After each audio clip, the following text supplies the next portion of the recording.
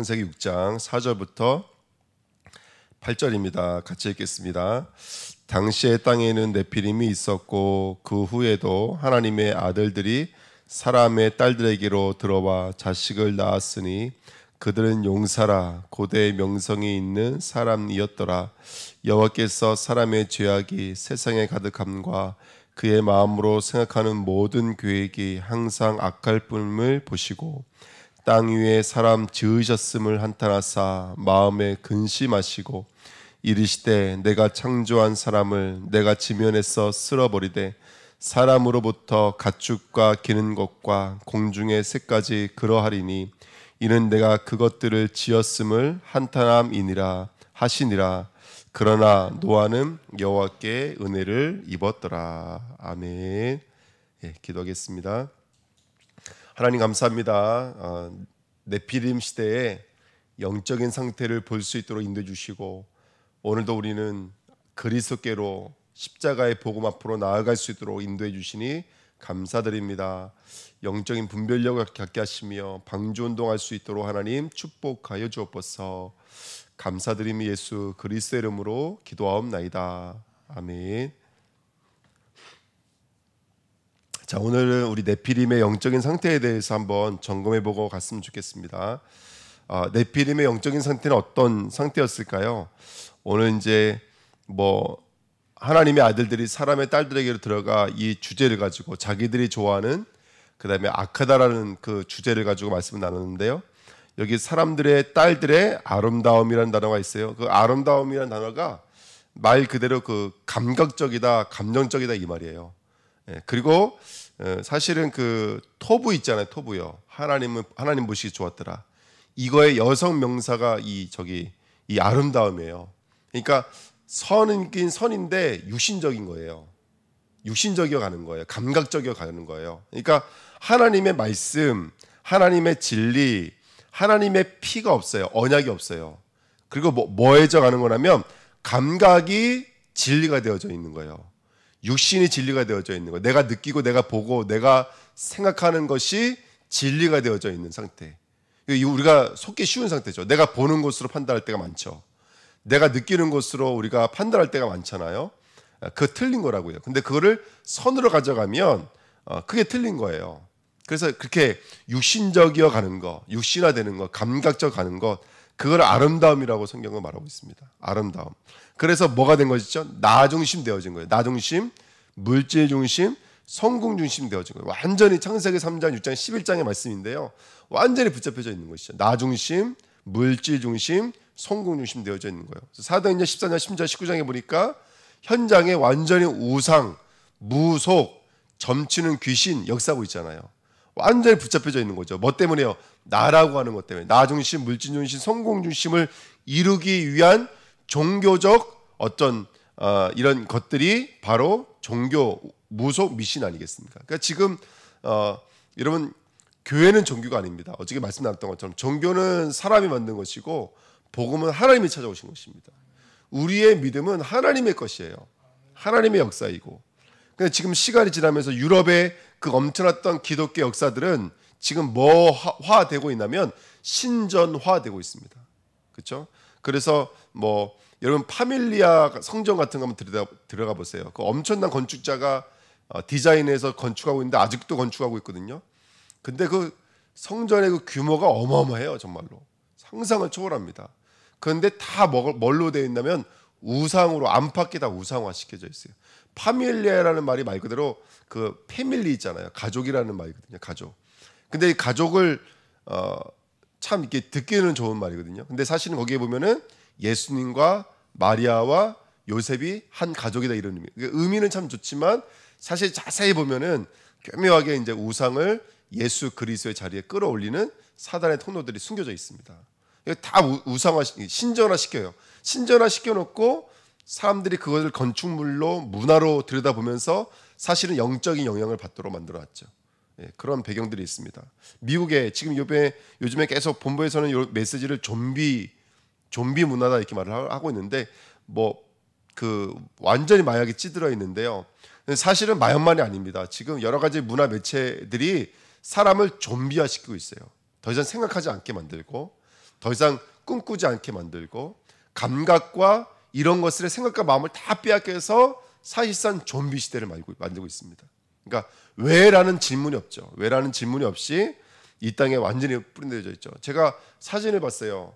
그 마약 중독자들이요, 노숙자들에게 아주 응급 생필품이 있잖아요. 그 중에 하나가 뭐냐면 물이에요, 물. 그 물을 공짜로 나눠줘요. 그러면 이제 뭐 한 달이면 한 달, 일주일이면 일주일, 이게 물 배급량이 있거든요. 그럼 어딘지 마트에 가면 그 표만 보여주면 물을 공짜로 얻을 수 있는 거예요. 근데 이 사람들이 그 물을요 받아요. 박스채로 받아가지고 뭐 하냐면 바로 그 자리에서 쏟아버려요. 이 물을 쏟고 이 페트병을, 그 페트병 넣는 통 있죠, 거기다 넣으면은 이걸 뭐 페트병당 뭐 0. 몇 불 이런 식으로 주는 거예요. 그럼 그거를 받아가지고 그걸로 마약을 사는 거예요, 이 사람들이. 그러니까 완전히 마약에 지금 붙잡혀져 있고 그런 것들. 그래서 세상 힘, 문화, 세상 어떤 문명에 완전히 붙잡혀져 있습니다. 그래서 지금 사실상 뉴에이지, 프리메이슨, 그다음에 유대인, 이 3단체가 완전히 지금 현장을 장악하고 있죠. 모든 경제, 모든 문화, 모든 정말로 이 시스템 구조 속에 완전히 뿌리내져 있습니다. 눈에 보이지 않고. 한국도 지금 이 교회가 어떻게 보면 너무나 종교화되어져 있고, 사실은 그 종교가 뭐랑 의탁하고 뭐랑 이게 합쳐버린다면 무속 합쳐버렸어요, 교회가. 그래서 뭐 신비주의하고 있고 그런 것들. 그 다음에 또 지금 또 다른 것이 도덕. 제가 말씀드리지만 도덕과 윤리 나쁜 것이 아닙니다. 그렇지만 진짜 도덕이 온전해지려면 복음이 필요합니다. 예수를 믿는 저와 여러분들이 진정한 도덕, 진정한 윤리, 진정한 보편을 가질 수가 있습니다. 지금 이렇게 흘러가고 있는 것들이 아닌가 생각이 듭니다. 그래서 세상은 다양성, 다원론 이런 것들을 같이 있게 보고 있거든요. 근데 이 속에는 네피림이라고 하는 이 시대적 배경들이 지금도 역사하는 것을 볼 수가 있습니다. 그래서 이번 보십시오. 이것은 하나님의 한인 거예요. 하나님 보실 때는 한탄이고 근심입니다. 그 세상을 쓸어버릴 수밖에 없는 하나님의 이유였습니다. 우리는 뭐 그렇게까지 하실까 그랬는데 하나님 보실 때는 이건 정말로 죄인 거예요, 여러분들. 그래서 하나님 말씀하시는 거예요. 오늘 보니까 4절에 보니까 당시에는 뭐가 있었고요, 네피림이 있었고, 이 시대가 바로 네피림 시대입니다. 이 배경이 모두 네피림에서 왔어요. 그 네피림은 뭐냐? 네피림은 용사라는 뜻이에요. 명성이라는 뜻이에요. 거인이라는 뜻이에요. 그래서 거인이라는 이 말을 하고 있는데, 사람들이 이렇게 대장부가 됐다고, 대단해졌어요. 근데 거기에는 뒤에 배경은 누가 붙잡고 있는 거라면 귀신이 악한 말을 가지고 붙잡고 있는 것입니다. 아까 말씀드렸던 것처럼. 그래서 6장 5절에 보니까 여호와께서 사람의 죄악이 세상에 가득한과, 죄가 가득한 거예요. 하나님 보실 때는 먹고 마시고 장가들고 시집가고 사고 팔았지만 하나님 보실 때는 죄악이 가득한 것입니다. 그리고 6장 5절에 그들의 생각과 마음이 하는 모든 계획이 항상 악할 뿐임을 보시고, 완전히 불신앙이죠. 그러니까 사단에게, 죄에게, 불신앙에 완전히 붙잡혀져 있는 상태가 바로 네피림입니다. 하나님의 한이에요. 그러면서 7절에 이런 말씀이 있어요. 사람들의 상태를 이렇게 표현하십니다. 7절에 보시면 이르시되 내가 창조한 사람을 내가 지면에서 쓸어버리되 사람으로부터, 그 다음에 뭐라고 써있냐면 가축과 기른 것과 공중의 새까지 그러하리니 그랬는데, 이 가축이 뱀에, 뱀아, 그 다음에 기른 것, 그 다음에 새가 오부, 다 부정이에요. 부정한 것들을 가리킬 때 쓰는 단어들입니다. 그래서 이것들을 용례를 살펴보면은 이 가축 같은 거, 그러니까 이 가축이 쉽게 말하면 짐승을 말하기도 하지만, 하나님 짐승까지 다 쓸어버릴 거야라도 말씀도 맞지만, 이 짐승과 이 기는 것과 이 새는 누구의 상태를 드러내기 위해서 있는 거라면 우리의 상태를 드러내기 위해서 있는 거예요. 그 성경을 보십시오. 욥기서 40장에 읽으면은, 한번 욥기 40장 1절부터 24절까지 쭉 읽으면은 그 욥의 교만을 낮추라고 말씀하십니다. 너의 교만이다 그거. 너가 그게 착하게 사는 거, 뭐 파티 끝난 다음에 제사 지내는 거, 그게 의로워 보이지만 사실 너의 교만함이다. 네가 하나님의 자리에 가 있는 것이다. 그걸 뭘로 비유하냐면 배의 못이라는 것에 비유를 해요. 그 배의 못이 바로 배의 마예요. 배의 마. 그거 써 있습니다. 이 15절에 보면 배의 못이라고 써 있어요. 그게 배의 못이 뭔가 그랬는데 아마 악어나 하마 같은 아주 힘이 센 짐승인 것 같아요. 힘이 센 짐승. 땅에 완전히 붙어 있는 짐승을 말하는 것입니다. 그래서 하나님의 나라를 대적하는 거대한 짐승을 가리키는 것이 바로 베헤못, 베헤마예요. 그래서 하나님은 이걸 누구에게 비유하고 있는가 하면 욥에게 비유하고 있는 거예요. 너가 이렇게 하나님 나라에 대적하고 있는 그런 사람이다. 그런 짐승과 같은 존재이다. 기는과 같은 존재이다라고 말하고 있는 것입니다. 계시록 13장에도 거기도 베헤마가 나와요. 거기는 용과 함께 짐승이 나오거든요. 용과 함께 짐승이 나옵니다. 그러면 그 용에게 붙잡혀져 있는 짐승이에요. 그럼 이 짐승은 어떤 짐승이겠어요? 단순하게 사람을 말하는 게 그 가축을 말하는 게 아니에요. 저와 여러분들을 상징하고 있는 것입니다. 그래서 네 발 달린 짐승, 땅에 붙어 살고 있는 짐승들이죠. 이게 어디서도 나오냐면 다니엘서 2장에서 나와요. 거기에 보면은 그 뭐 강대국들이죠. 바벨론, 메데, 로마 이렇게 써 있는데요. 거기에 그들의 우상들이 나오거든요. 우상들을 뭘로 표현하냐면 머리에는 순금, 가슴과 두 팔은 은, 배와 넓적다리는 놋, 종아리는 쇠 이렇게 나와 있어요. 그다음에 발은 쇠와 진흙 이렇게 나와 있습니다. 다 강한 것들이라고요. 강한 것들. 그게 바로 하나님 나라를 박해하고 하나님 나라에 도전하고 있는 이 땅의 교만한 것들을 가리킬 때 바로 베헤마 이렇게 쓰고 있습니다. 근데 성경에 자세히 보십시오. 근데 나중에 누가 아주 이 하나님 나라에 도전했던 사람의 대표자가 누구인 줄 아세요? 사도행전 9장 1절부터 5절에 보면 사울아 사울아 내가 어찌하여 나를 뭐라고 써 있어요? 박해하느냐. 그러니까 하나님 나라에 도전했던 사람 중에 한 사람이 있어요. 그 사람이 누구였나 보면 바로 사도 바울, 사울이라고 하는 사람이 하나님 나라에 대적했다고요. 그렇게 표현되어져 있습니다. 그러니까 여러분들 지금 여기에 그 가축과 기는 것과 이 새는 단순하게 짐승만은 아니라는 거예요. 성경의 용례를 보면은 이 베헤마가 쓰여진 단어들을 이렇게 들여다보면은 하나님 나라에 도전했어. 하나님의 뜻에 배변해서 네피림의 모양으로 살았어. 나 중심, 물질 중심, 성공 중심으로 살고 있는 우리의 옛 자아들, 우리의 옛 성품들, 우리의 옛 각인된 것들, 옛 체질된 것들, 지금 그거에 대해서 말하고 있는 거예요. 그래서 3번에 보시면 요한복음 8장 44절에 마귀의 자녀로, 에베소 2장 2절 3절에 우상 숭배로, 마태복음 11장 28절에 마음과 정신의 문제로, 사도행전 8장 4절 8절에 육신의 문제로, 누가복음 16장에는 내세 문제로, 출애굽기 20장에는 후대 문제로. 이게 바로 우리가 갖고 있는 부정형들인 거예요. 부정형들. 우리가 갖고 있는 뿌리 내려져 있는 네피림의 역사들입니다. 그래서 이런 것들이 오늘 하나님 앞에 완전히 폭로당하고 세상 힘, 부정한 힘, 죄를 따르고 있는 모든 것들이 오늘 복음으로 완전히 새롭게 치유되어지고 복음으로 새로운 피조물로 재창조되어지는 오늘이 되어야 될 줄 믿습니다. 그러니까 이 지금 네피림에 있는 영적인 상태가 저 바깥 세계라고 생각하시면 안 됩니다. 묵시 속에서는 이거는 우리 안에 있는 일들이에요. 그렇지 않습니까, 여러분들? 저 바깥에 있으면 나 죽는다 이렇게 생각하지 마십시오. 이거 오늘 우리 안에 재창조되어야 될, 하나님께서 오늘 무찌르기 원하시는 우리 안에 있는 것들입니다. 그래서 복음은 항상 현재형이어야 되고요. 복음은 바깥에 이전에 안에서 먼저 일어나야 돼요. 그러니까 오늘 이 네피림의 역사, 바로 네피림의 영적인 상태는 저 바깥에 당연히 그건 당연한 거고요. 근데 여러분, 우리가 저 유럽 교회를 부정하면 뭐 하겠습니까? 우리가 미국 교회를 부정하면 뭐 하겠고, 우리가 바깥에를 부정하면 뭐 하겠어요? 결국 그 모든 내용을 어디로 갖고 들어와야 돼요? 우리 안으로 갖고 들어와야 돼요. 그래서 오늘 우리 안에서 영적인 것들을 보면서 정말로 그런 것들이 오늘 재창조되어지고 치유되어지고 오늘 하나님의 사람들로 회복되어지는 그런 치유의 시간표 누리시기를 축원드립니다. 그럼 어떻게 해야 되냐면 오늘 6장 8절에 써 있죠. 그러나 노아는 여호와께 은혜를 입었더라. 성경에요, 여러분들, 이렇게 쓰여진 구조가 많아요. 이게 죄가 관영하고 그 다음에 생각하는 모든 계획이 항상 악하고 그 배후에는 네피림 귀신이 있었고 이렇게 막 써요, 성경이. 그래서 그들이 하나님을 찾지 않고 모든 계획이 악하여. 근데 그 뒤에 성경에 항상 모르는 단어가 붙나면 그러나 이런 단어가 붙어요. 그 대표되는 제가 성경 구절 몇 개를 소개시켜 드릴게요. 에베소서 2장 4절에 우리 성경에는 안 써 있지만 표준 세변역이나 원어에는 써 있어요. 원어에는 부정이 있습니다. 뭐라고 써 있냐면 그러나 긍휼이 풍성한 하나님이 우리를 사랑하신 그 큰 사랑을 인하여, 이게 써 있어요. 이게 그러나라는 단어가 써 있습니다. 원어에도 써 있고요. 그렇죠? 그러니까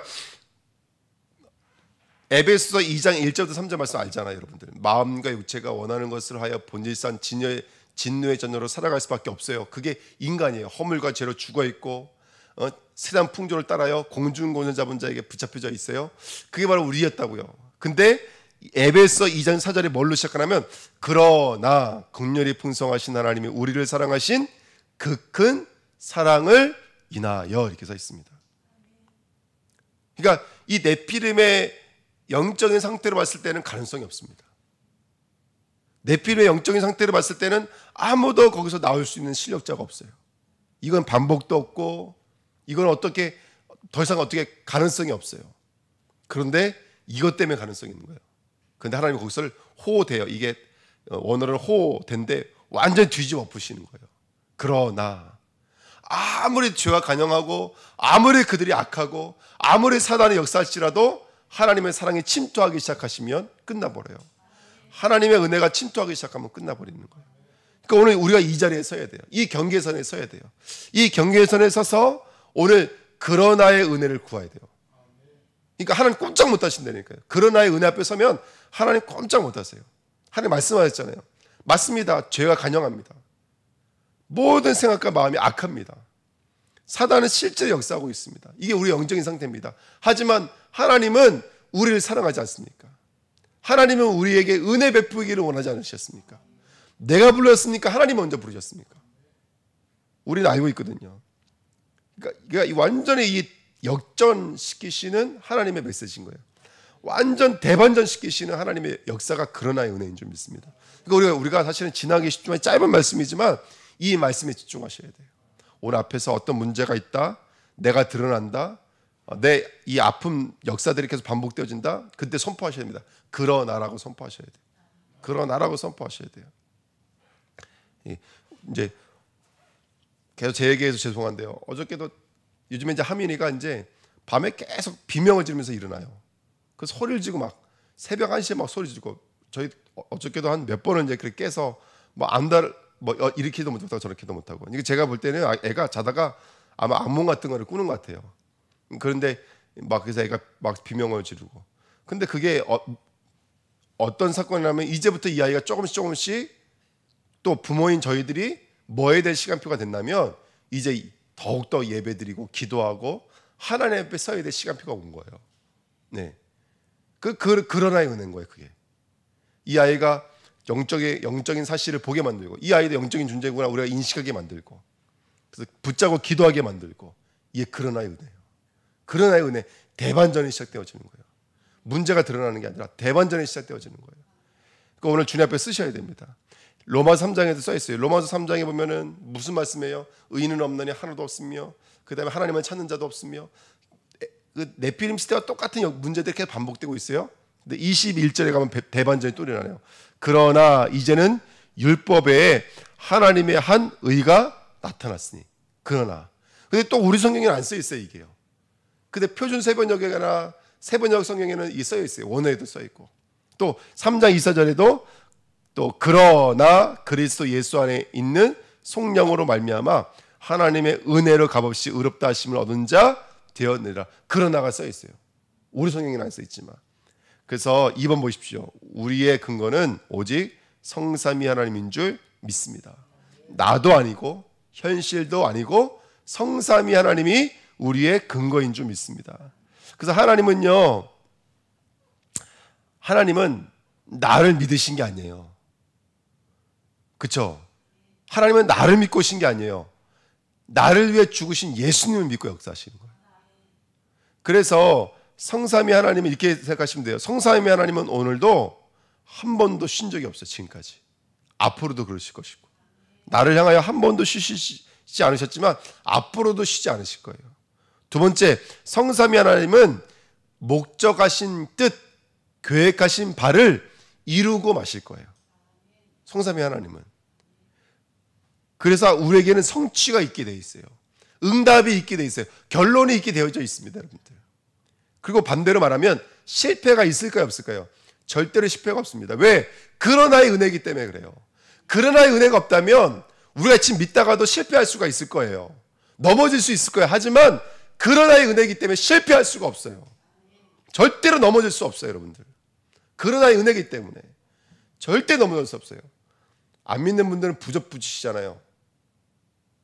우리는 그러나를 붙이시면 돼요. 그러나 절대로 실패할 수가 없어요. 이거는 하나님의 의고 하나님의 사랑이고 하나님의 열심이에요.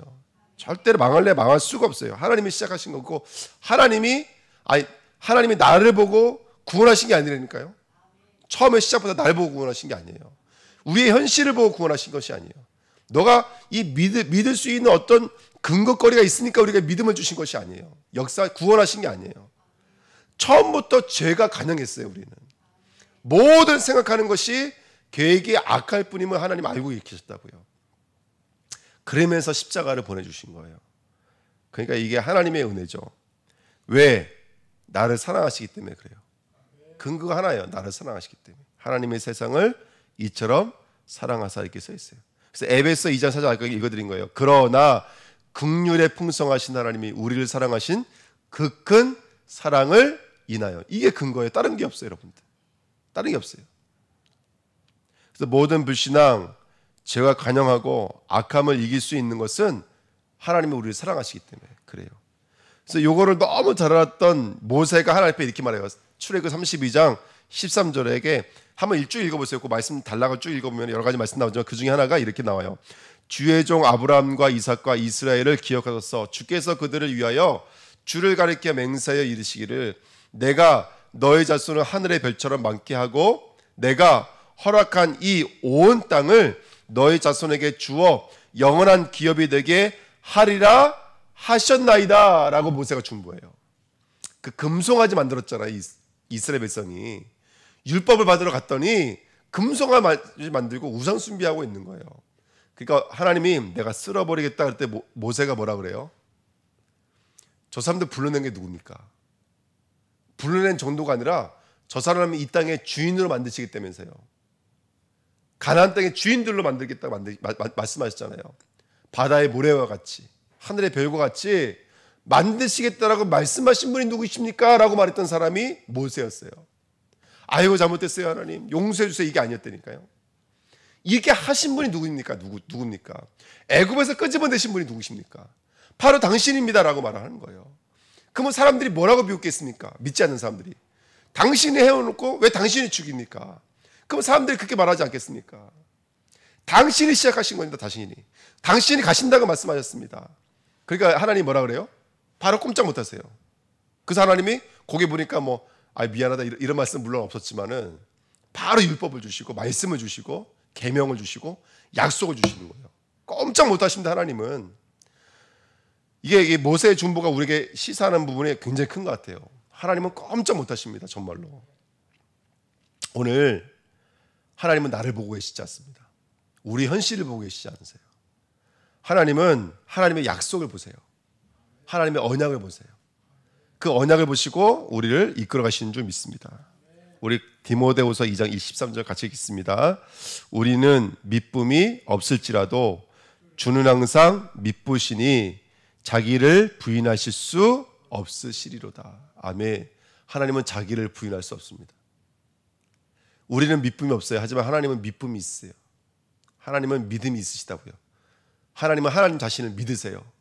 그래서 하나님 약속하신 것을 이루고 마실 줄 믿습니다. 말씀 아마 드렸을 텐데요. 노아가 의인이었어요. 완전한 자 당대의 모든 말씀을 준행했던 사람이었습니다. 동행했던 자였고. 근데 그 말은 한 가지예요. 그러나 노아는 여호와께 은혜를 입었더라요. 이게 그 나머지 모든 말씀의 근거가 돼버린 거예요. 우리 이야기입니다. 우리 얘기예요. 하나님이 이 시대에 말씀을 준행할 수 있는 사람은 우리밖에 없다는 거 알고 계세요. 그렇게 하나님 작정하셨기 때문에 그래요. 하나님 보실 때 이 땅에 의인은 우리밖에 없습니다. 하나님은 그거 알고 계세요. 그래서 하나님은 우리를 그렇게 오늘도 대하고 계실 거예요. 오늘 현장에 나가실 때 이 언약 붙잡으시고 그러나의 은혜 누리시기를 축원드립니다. 기도하겠습니다. 하나님 감사합니다. 오늘도 하나님의 약속을 붙잡습니다. 우리 영적인 상태를 오늘 재조명할 수 있는 은혜를 주시고 우리는 하나님을 박해하고 우리 하나님께 교만하고 하나님을 대적하는 그런 배마와 같은 짐승이었지만은 하나님은 그러나의 은혜로 찾아와 주셔서 우리에게 모든 것들을 맡겨주시고 하나님은 우리를 이끌고 가시는 줄 믿습니다. 그 성취의 자리, 응답의 자리까지 이끄실 줄 믿사오니 오늘 그 성삼위 하나님을 온전히 의지함으로 말미암아 나의 모든 삶의 현실 속에 믿음으로 승리하도록 축복하여 주옵소서. 감사드리며 예수 그리스도의 이름으로 기도하옵나이다. 아멘.